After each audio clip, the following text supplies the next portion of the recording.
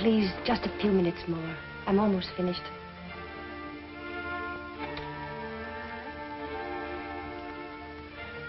Will you please give this letter to the warden?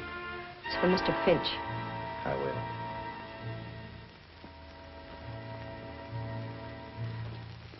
The last mile. The last long walk to the death chamber and eternity. An eye for an eye. A life for a life. It is so written. The state which cannot give life demands a right to take life. Mary Kirk walked those 39 steps unafraid, leaving behind a letter, a document of courage. In 1 hour, I shall be dead, killed by the hand of the man I love. I can hear the preparations for my execution. I can feel the expectant hush through the cold walls. The time element made this case tough. I saw Finch tonight at the grotto about 7, still trying to solve the case, even at that late hour. I don't deserve so much credit. Dr. Bradford's the one you boys should feature. Well, give us a story. That's why we're here. Story, Finch. Well, this is the key that unlocked the Mary Kirk murder case. It belongs in here until it becomes Exhibit A. Something to remind me that you're never licked until you give up. I remember that case, Finch. A pistol packing mama. Was she tough? That ace of spades was the killer's calling card in the Macomber murder. Boy, was she torrid. I thought you were falling for her, Finch. How about the little blonde who met you in the grotto tonight? Susie, you're a wolf in criminologist clothing. Mm-hmm. I'm supposed to be a psychologist. Well, boys, here's the story. Starting at the beginning. Some of you may not know that part. Well, none of us knew you were in on it until after the trial. I'll begin with the night I met Brad, Dr. Bradford. I dropped into the grotto for a drink.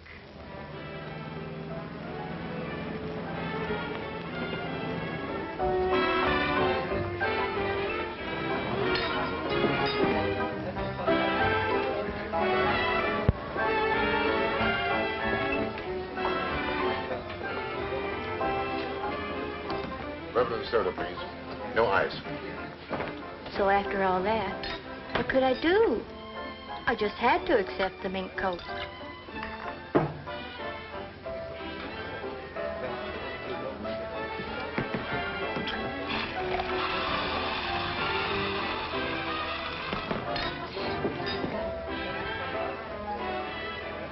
Oh, I'm sorry. That's all right. Hang one with me. You know about the bird trying to fly with one wing? Bradford's the name. Dr. Dwight Bradford. When I had friends, they called me Brad. My name is Finch. Waiter. Waiter. 2 more of the same. Bob, we've had enough. I want a drink. Put that thing down and get me a drink.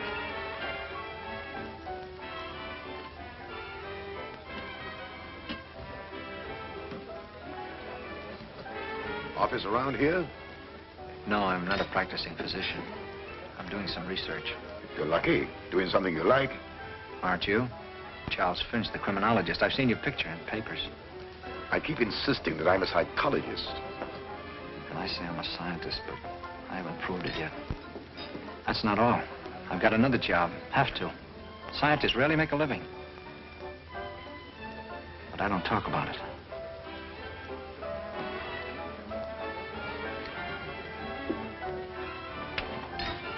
Oh, please, Bob.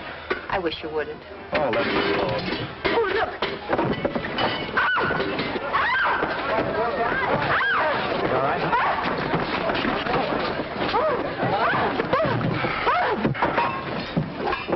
Got it? Okay. Are you all right? Yes. Yes, I'm all right. Oh. Thanks very much. The 2-man fire department, you do all right. As a one-woman fire, you were pretty good yourself.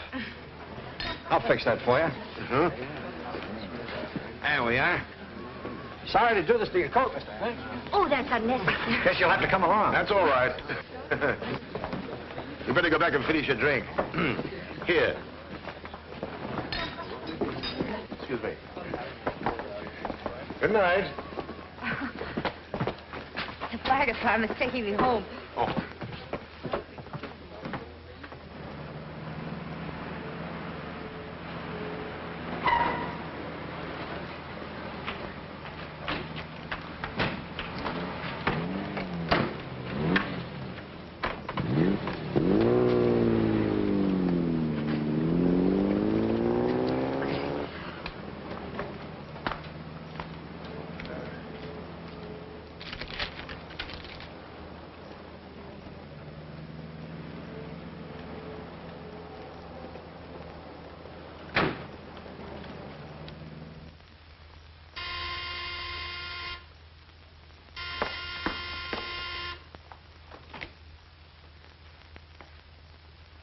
Come on in. We're inspecting the damage. Oh, this is my sister, Susie Kirk, Mr. Finch. How'd you do? Nothing exciting like that ever happens to me.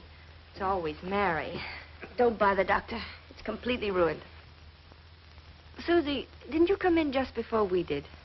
Oh, why, no. I've been home all evening.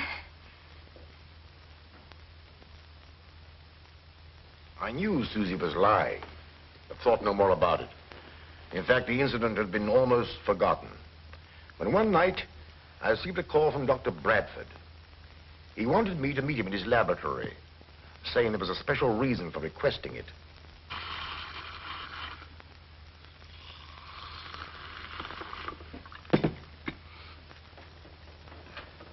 Mr. Finch, I wanted to tell you some of the things I'm doing.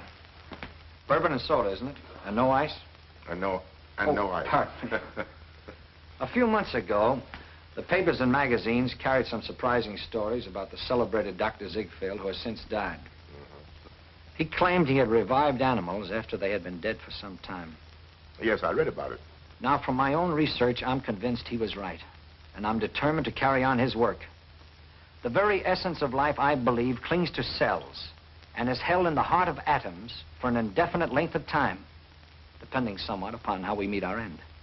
If you could find some way to bring people back from that borderland, you'd be one of the world's great benefactors. Take, for instance, a case of death by drowning. Or electrocution. I told you I had a job I dislike, that I hate. I'm the executioner for the state. I'm the man who throws the switch to kill those condemned to die. That's not what one might call a pleasant job, but in your case, I can understand it. Not only that, but I must work. It costs quite a lot to run this laboratory, and I have to have money. And I suppose you have opportunities to study those who have been legally put to death. Only with limits. Permission must be obtained. There's a lot of red tape, and properly so. This is undoubtedly an imposition, but I simply had to talk it over with someone. You're a criminologist and a psychologist. Here's to Mary. And to me. You don't mean it. My congratulations. Not so fast. What will she think when I tell her about my job? I don't believe any psychologist could answer that without knowing Mary better. Depends entirely upon her temperament. She might understand. Regard the matter with a complete objectivity. And she might loathe me. Finish your drink and come with me. I can't stand the suspense any longer. I want you to have dinner with us tonight at the grotto, if you will. Of course. Here's to luck. Good luck.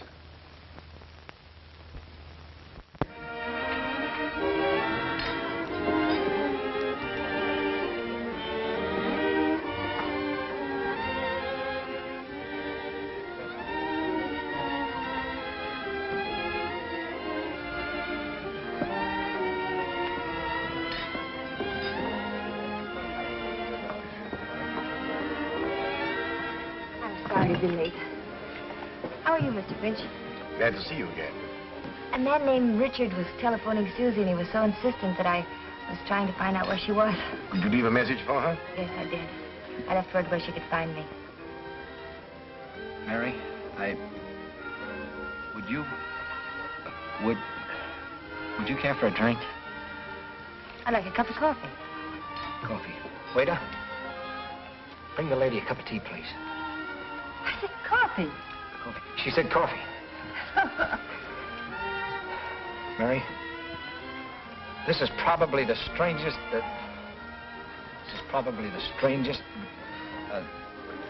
Proposal? Yes, that's it. Proposal? What kind of proposal? Why, a proposal. Yeah.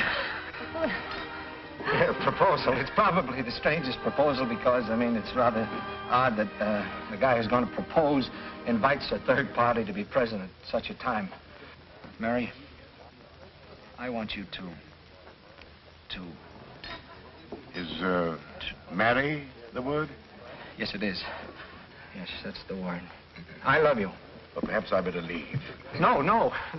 Don't you leave. There are some things about me that Mary must know. She might want to talk them over with you. Well, I have an idea. Suppose you go to the bar and finish your drink, and I'll stay here and talk to Mary. All right, I'll go to the bar.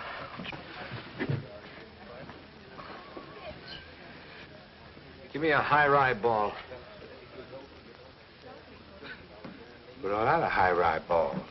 How about a German with ginger ale? German, then. Yeah. German. If you could look upon Dr. Bradford merely as an instrument of the law. Oh, but surely he could get another job.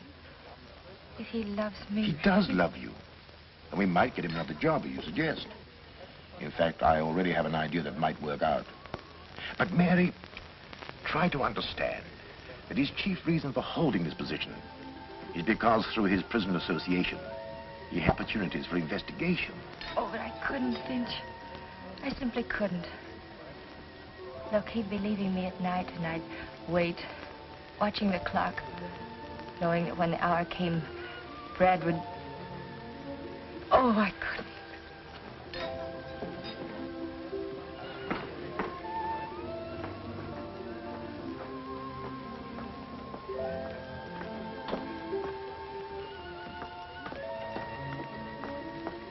I've got to speak to you for just a moment. Excuse me. What happened? I'll be right back. Did you tell her? Yes. What did she say? You could if you wanted to. You just won't help. Susie, I can't. Why don't you tell me who's in trouble? He's a friend of mine, and I feel I'm responsible. The one who was calling this evening? I don't know who you're talking about. Susie, I'm sorry. I haven't the money to... You would if it wasn't for... If it wasn't for what? Nothing.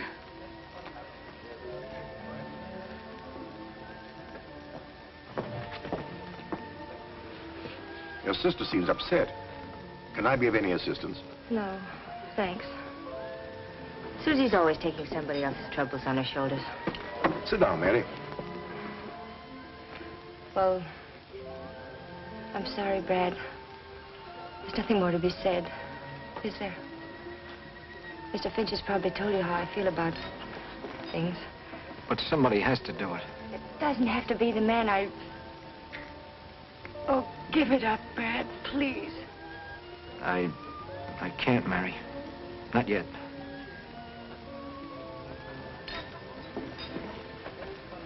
Take me home, Brad.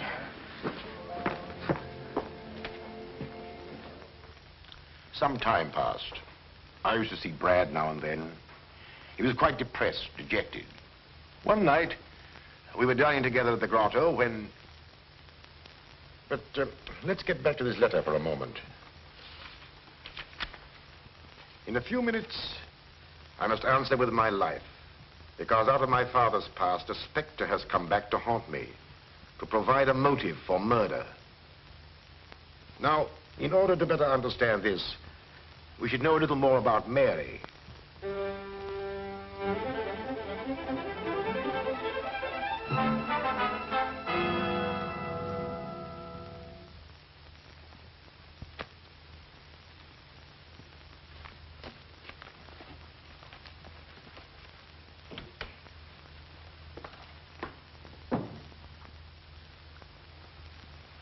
Yes, yes, all right. Oh, Miss Kirk? Mr. Gregory, I've got to find some filing space. And these papers are very old. Can't we destroy them or store them someplace?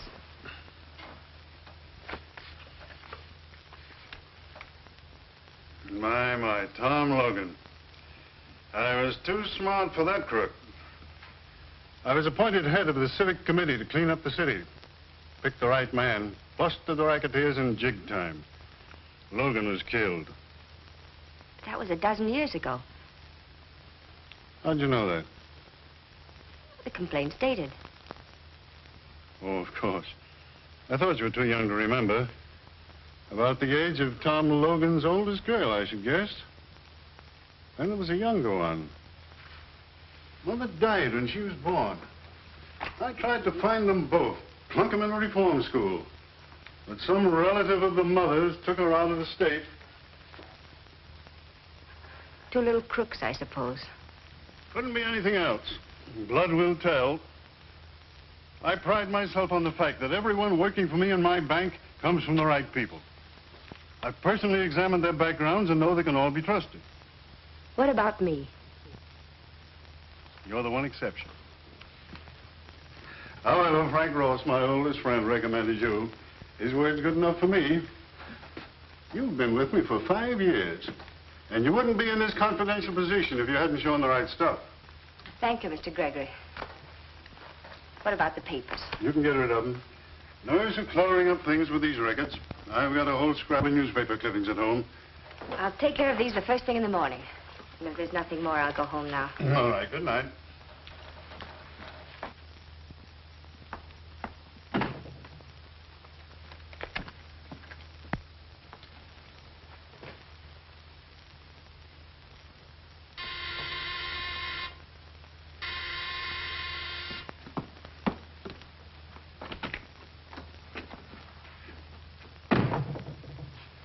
I told you never to come here again.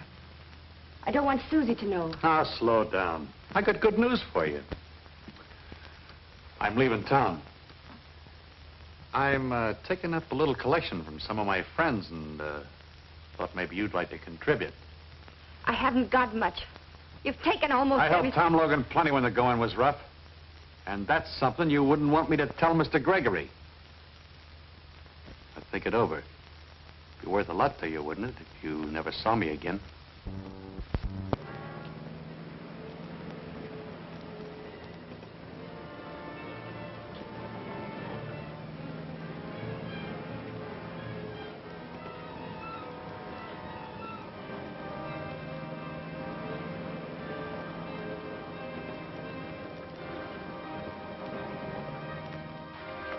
That money I've saved is for Susie. Her education. She's going to college this fall. Susie can go to work. I've got to have 500 more, and then I'll never come back. You can tell Mr. Gregory if you want. Everything!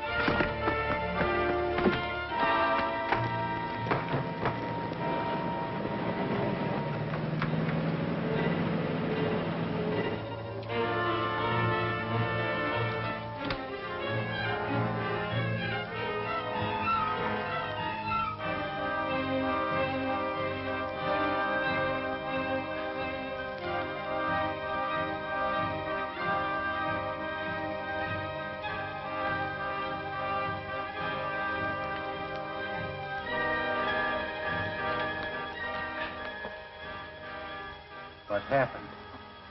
Mary, why did you...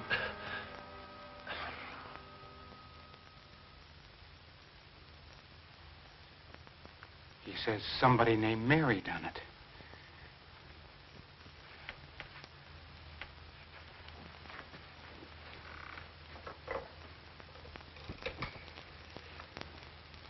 Get me the police, quick. I may have some news for you. Good news. It'll take a little time, but...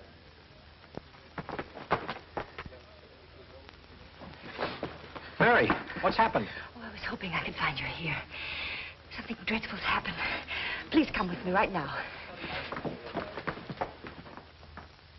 You say you found the man before he died, and he said something about this girl. He said, Mary, why did you? Who was the man? Who was he, Mary? You better tell us. The police can find out.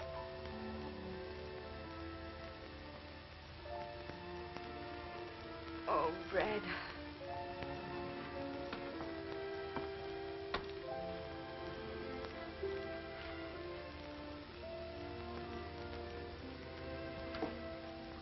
Who are you? She's my sister, Suzanne. What do you know about the man that was murdered here tonight? Was it that blackmailer?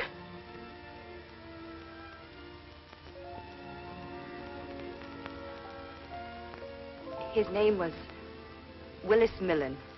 Good. Now we're going places. Millen, huh? Millen. I know. He was a front man for Tom Logan when he was running that pinball racket. So he was blackmailing you, was he? Yes. And you stood it as long as you could, but tonight you rebelled and you hit him over the head with that statue. I didn't kill him. I wasn't even in the room. Brad, you believe me, don't you? Of course I do. We'll get your fingerprints off that statue. You'd rather expect to find her fingerprints on it, wouldn't you?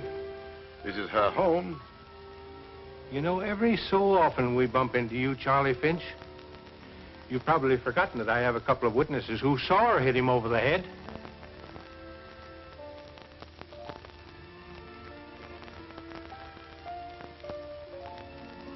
I'm afraid I'll have to ask you to come to headquarters, Miss Kirk.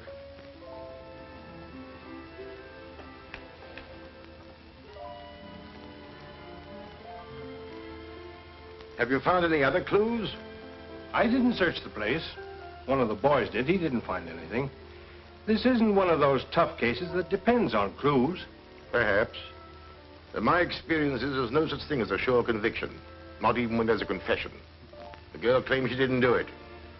Perhaps you'll need a key to unlock a mystery before you're through, Sergeant. It'll take more than a key to get her out of jail.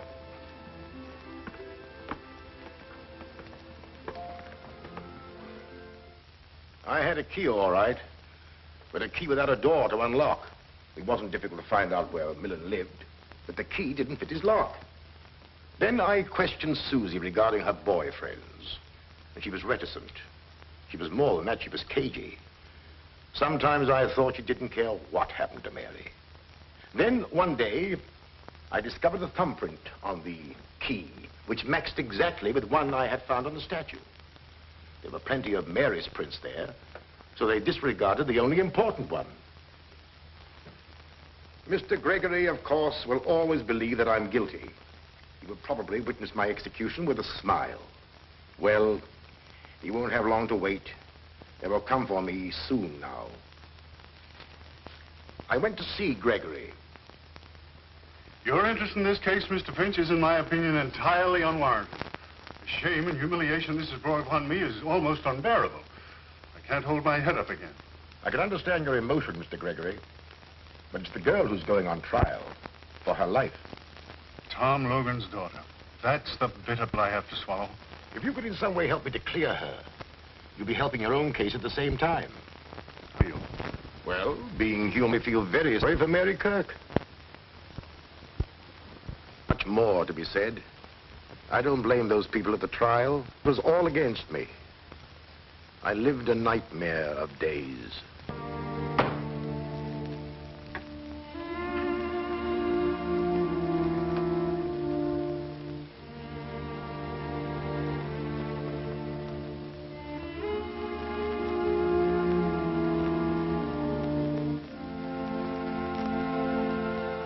I first met Mr. Millen one night when my sister was out. He came to the house. Did he mention money? Yes. He supposed I knew Mary was paying him. Did you tell her about the visit? Yes. But I never mentioned I knew about the money. Robbery couldn't have been the motive. We found a large roll of bills in his pocket.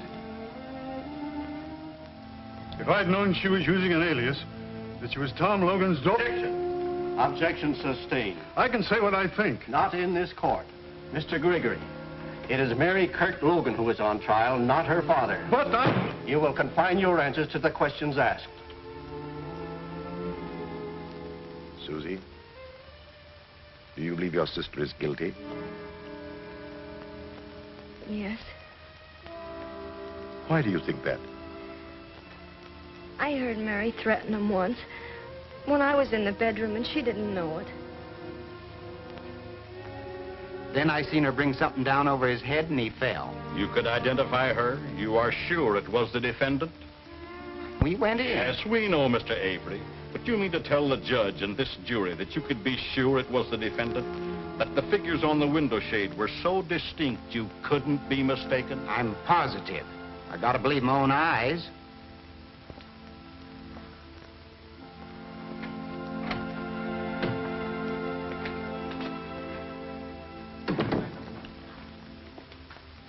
There's only one thing to do.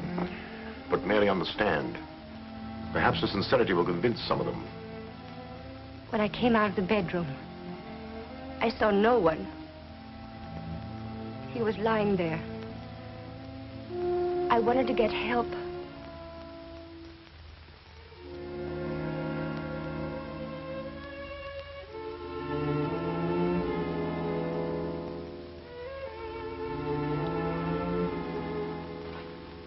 In all of my 16 years as attorney for this county, I've never tried a case so clear-cut.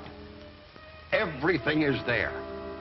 The alias under which the defendant was known, the blackmailer from out of her past, the growing desperation, the final demand, and the killing. Why should I waste your time pointing out the little things that go to prove her guilt?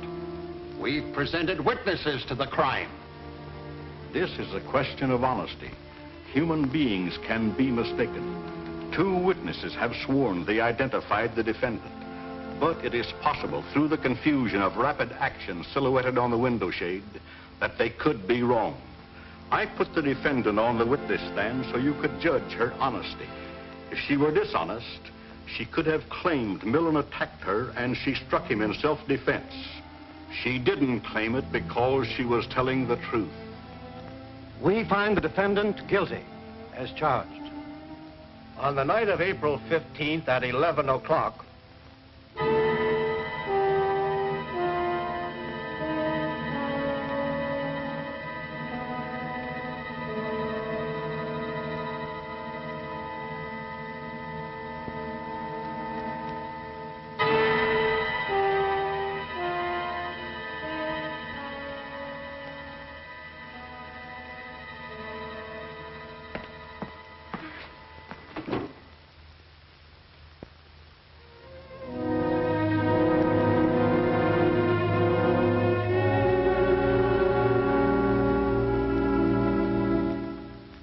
I don't suppose up to that moment that the thought occurred to either Mary or Brad that the fates were so conspired as to make him the executioner of the girl he loved. Yet fantastic, inhuman, call it what you will. Each read the thought in the other's eyes. Bradford could have refused. That is true. However, he didn't. Perhaps he hoped to bring her back to life after she'd been declared legally dead. Up to this point, there was nothing unusual as murder cases go. But a strange psychological change was taking place, as you will see. Except for Brad and me, I don't suppose there was a single person who believed her innocent. Neither did the boys who've been covering murders for years. Now, if you'd been in my place and believed her innocent, what would you have done? Gone after Susie. That's exactly what I did. Susie was an interesting psychological study. Although emotionally unstable, she was not vicious. Now, mind you, when I say Susie lied, she did. But she was convinced that Mary was guilty. Why shouldn't she protect her boyfriends? They were innocent. However, there was one who wasn't innocent. But someone Susie, by no stretch of the imagination, could connect with the crime. And like many adolescents, her defense mechanism made her evasive. I know you're anxious to help your sister. Of course, but how can I help her? Someone might have killed Millen while she was in the bedroom. I suppose they could. But Mary said she didn't see or hear anyone. Someone who got in the back door, through the kitchen. One of your boyfriends, perhaps. Mr. Finch. If you'll forget your indignation, perhaps I can save your sister from the electric chair. What do you want to know? To start with, the first night I met you, the night that Dr. Bradford and I brought your sister home, I saw you get out of a coupe in front of your house. You told your sister you'd been home all evening. I was home, no matter what you think. I just went out when I heard someone honk. Who was the man? I don't remember. Let's see. Who was it? Oh, yes. Bill Ellsworth. That's who it was. Where can I find him? Oh, I haven't the remotest idea. He's a boy I met at a dance. You might give him the name of all the other boys you know that you go out with. All of them? I hope you've got plenty of paper. Well, I could believe there'd be a long list. Oh, Mr. Finch.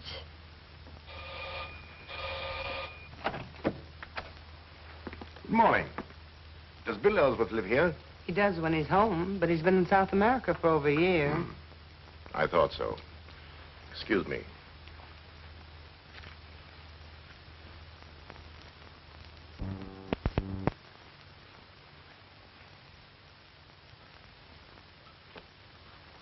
There wasn't a clue in the whole list.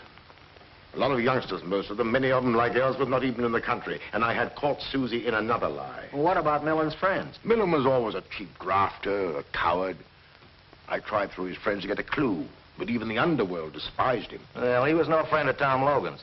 And while we're on this subject, Gregor was out to make a name for himself. That's why he went after Logan and his pinball machine. To hear Gregory tell it, you'd think Mary's father was a gangster. He was running a legitimate business. To the city council banned the games. That was my chief reason for investigating Millen's friends. I hoped I might be able to hang something on Gregory. Well, as you know, there was an appeal. Motion for a new trial was denied. But anything to gain time. However, we lost. And once more, I went to see Mary.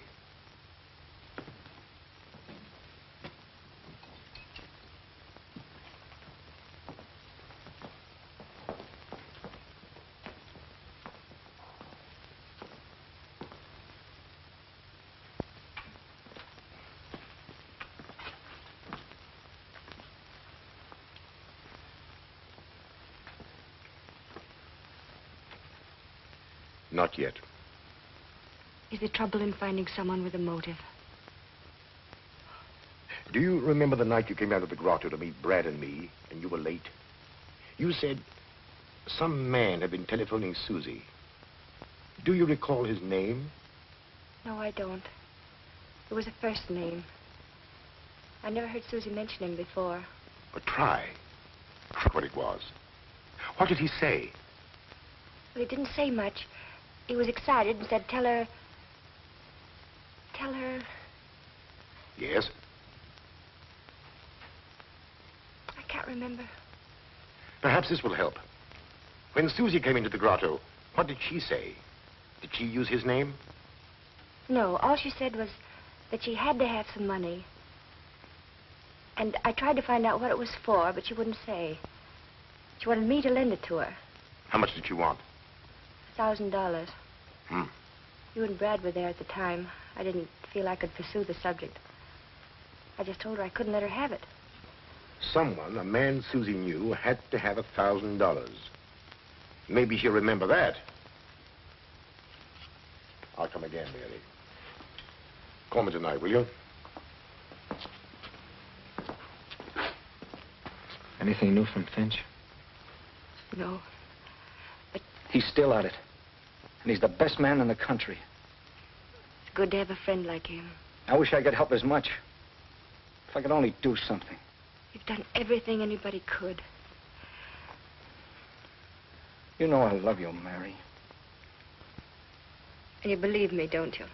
I do.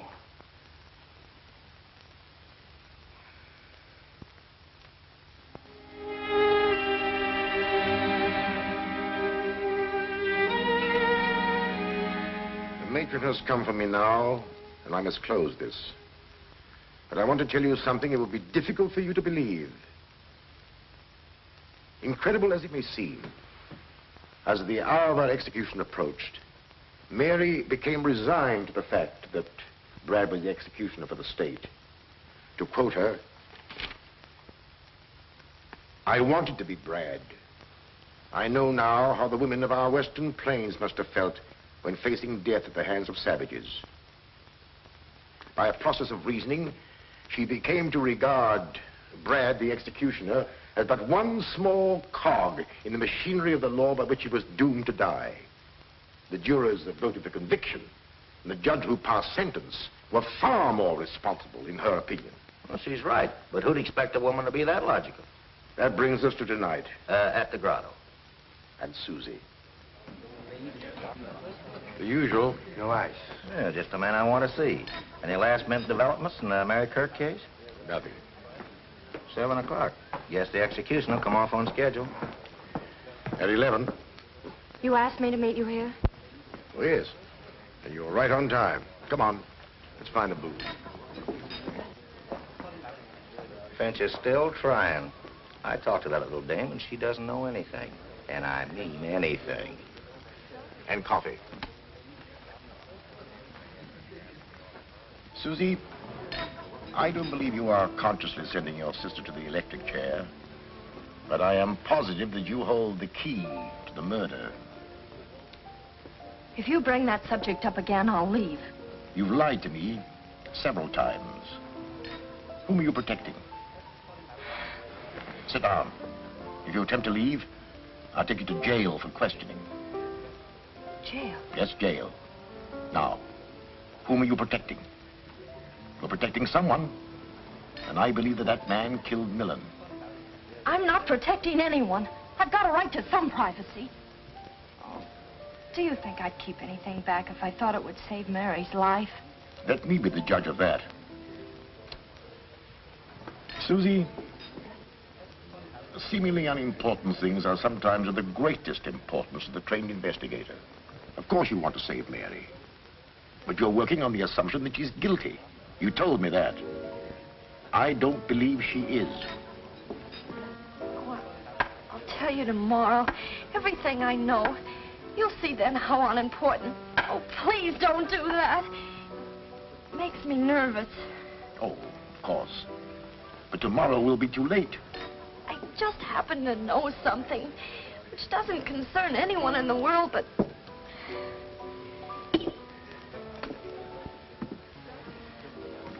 But whom? Oh, someone you wouldn't know. It has nothing to do with me or you or Mary or anyone else. You better put that car key back in your pocket before you forget it. How do you know it's a car key? It would just as well be a house key. Oh, I don't know. I just supposed.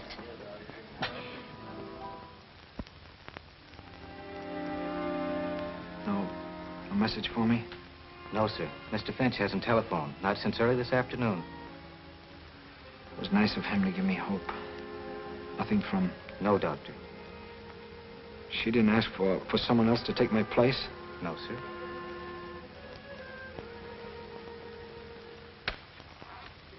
Susie, I'll let you keep your secret if you tell me the name of the man who was in the coupe. The one you said was Bill Ellsworth. I said that because it was none of your business. I never dreamed you'd check up on me. Who was it? That key belongs to the man who was in the coupe. I'm sure of it. What's his name?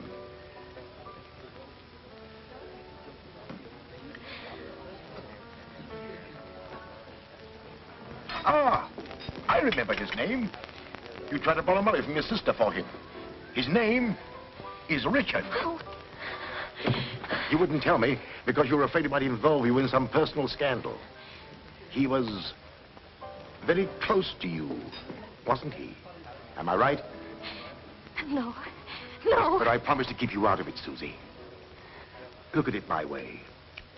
Richard had a key to the back door. How did you know that? I didn't. You've just told me. Oh. Needing money desperately, he got into the kitchen. He saw the roll of bills that Millen had, and... He couldn't possibly have done it. I'm convinced that he did. Otherwise, how could his car key have been on your floor? Oh, how horrible. But it's too late. He's leaving town tonight. Alone? Or with somebody else? Oh, he wouldn't do that. Don't be too sure. Do you think we can find him, Susie? We can't. It's too late, I tell you. We can't. Come on. Let's try. Here's where he keeps his car. Is he getting away in it? Yes, that's what he said.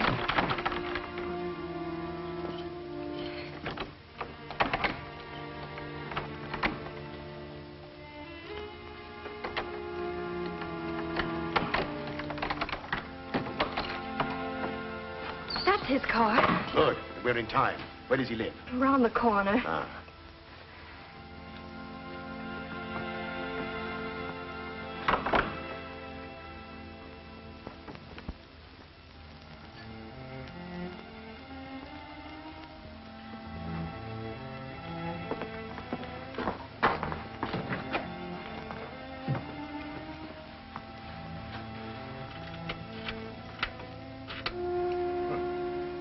he fits all right. Now, there's nothing to do but wait. And pray. Pray that he comes in time.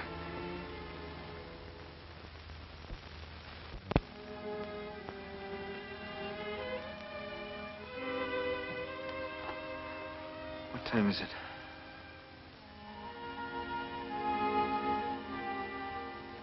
You've got half an hour. Half an hour.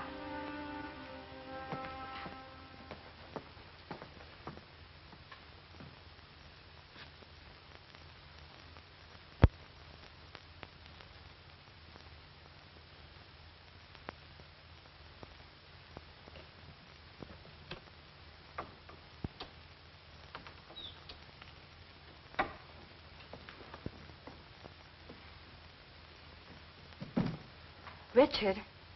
Susie. What are you doing here? I just had to see you before you left. I needn't have gone if you'd got me that money. Why didn't you grab Millen's money when you had a chance? Where were you? I protected you. Now you're deserting me. You're letting my sister die. Why, you... Stand where you are. All right, out. Quick.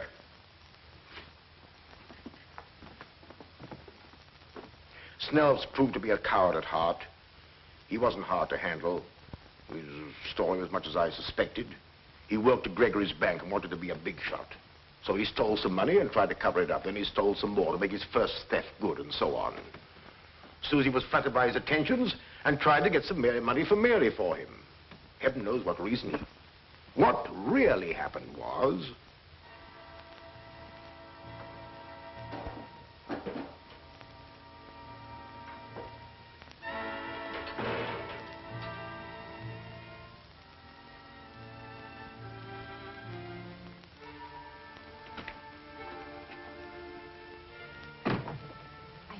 Never to come here again.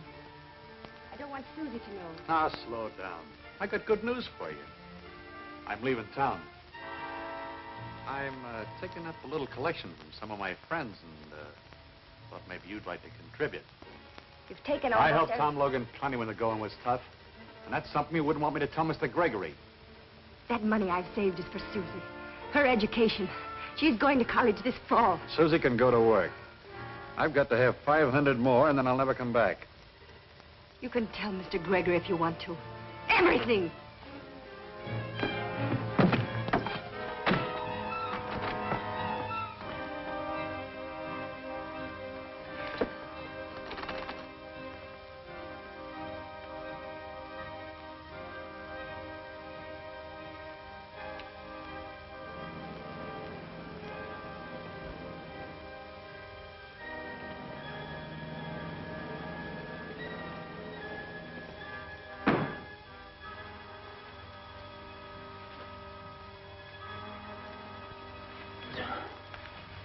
Mr. Millen?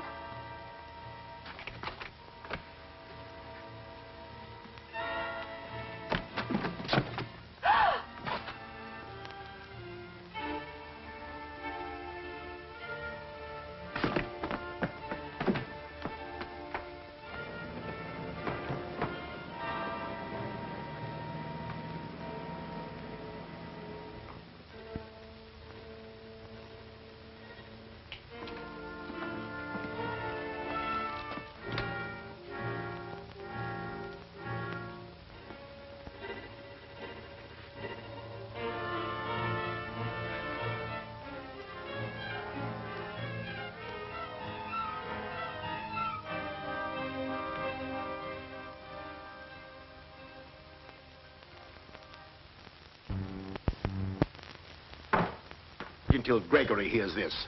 Hello? Get me Governor Harrison on the phone. What? And hurry. It's a matter of life and death. Try the executive mansion. He told me he needed... Hello? Out? Well, find him. All right, we'll try there.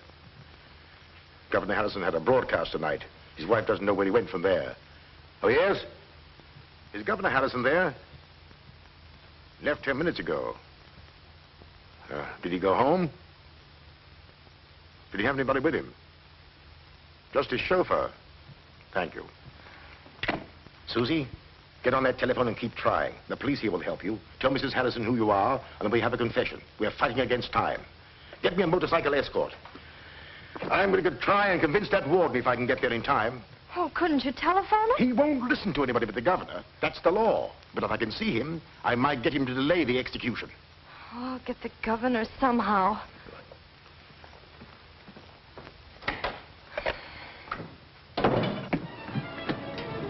State prison.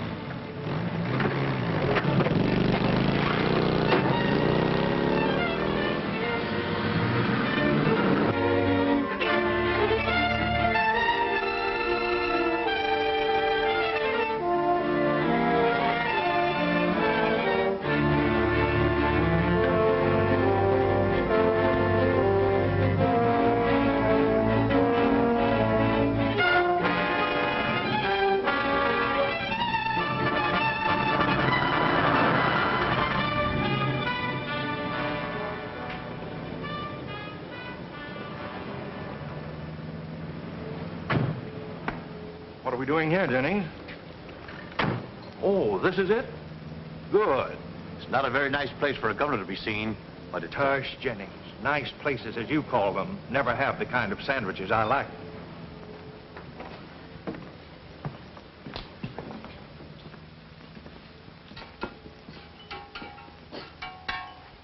What can I do for you fellas? Oh, excuse me. I just listened to you on the radio, Governor Harrison. It sure was a swell speech. Thank you. Now, could you make us a couple of Denver sandwiches? Smothered in onion. I'll make you the best ones you ever eat.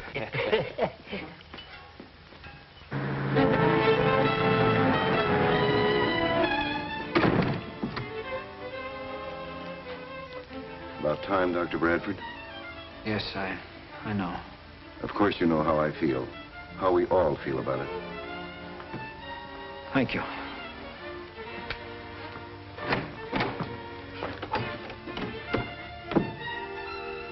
There's always the millionth chance the governor will intervene. I'll be right by the telephone, sir.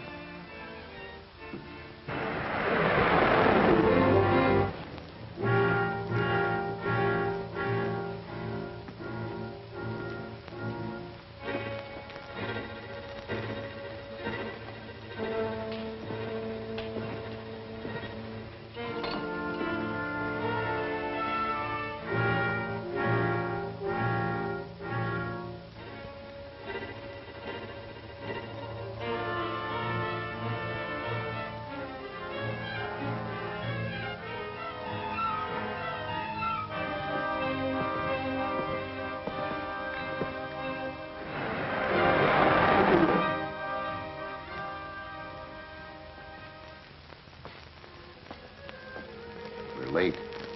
Get on with it, Doctor. Come. No one wants to see that girl die. But the law says she must. No word from Finch? No.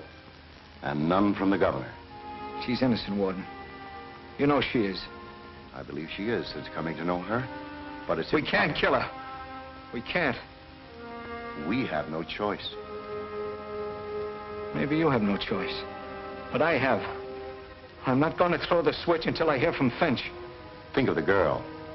You can't let her sit there waiting. It's torture. I can't. Pull yourself together. You're a doctor. I'm human. Listen, Warden, I thought I could. I refused to give up this job when she asked me to. This is different. I love her. I can't kill her. Law or no law. Stand aside. I'll throw the switch. No, you won't. No one will. I'll give you one more chance. If you refuse, I'll call the guards with orders to shoot. Call them. That'll give her a few more minutes. And it'll take them some time to get me. Call them.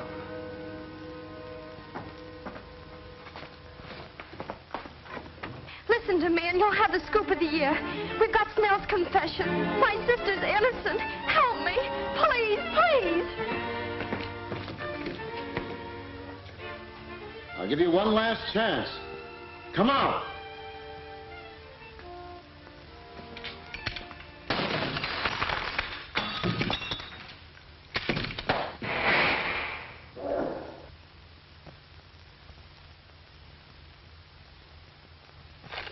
I'm glad you like it, Governor.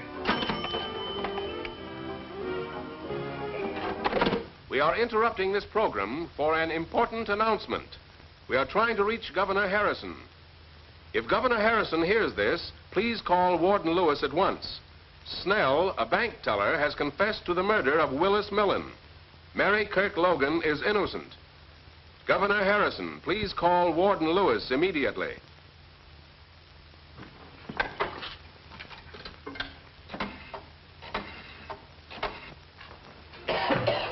Just keep him here until I come out. Yes? Yes, sir. It's the governor. Stop, Warden! The governor has stayed the execution. A bank fellow by the name of Snell has confessed. The governor hasn't all the facts, but is satisfied it's so. Thank heaven Dr. Bradford saved her. Is the governor on the wire? Yes. Release her. Pull yourself together, Brad. And bring Mary to me as soon as you have her released. The warden gave me this when I was leaving. That letter'd be worth a nice piece of change to my paper. Sorry, Max. It doesn't belong to me.